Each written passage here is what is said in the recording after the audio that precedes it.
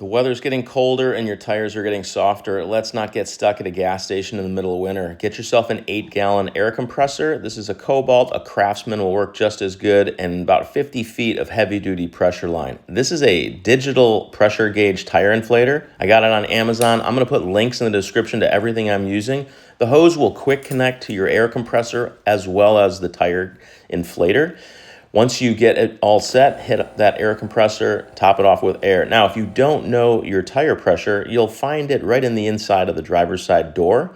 I'm going to need 33 PSI in my front tires and 36 PSI in my rear tires. This tire inflator clicks and holds onto your stem very well. It's a backlit, it's got a nice digital display, and you can very quickly fill up your tires easily using this. Again, this is so much nicer than hanging out at a gas station, pumping in quarters to top off your tires. This thing works really well. If you accidentally overinflate your front tires, you can see here I hit 36 PSI. There's a little side button, and you can just very quickly hit that thing a few times and dial your pressure down to about 33 PSI. So this works super well. Again, this air compressor is also awesome for all of my air tools because I do an amount of work on my own cars. So it's definitely useful for more than just topping off your tires.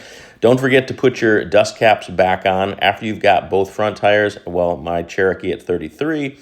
Now I'm going to the rear and I'm going to pump 36 PSI in my rear tires. And again, it's just super quick. If you've got multiple cars and you do your own car work, totally recommend an air compressor. And these tools are fantastic. Again, you'll find links to everything in the description.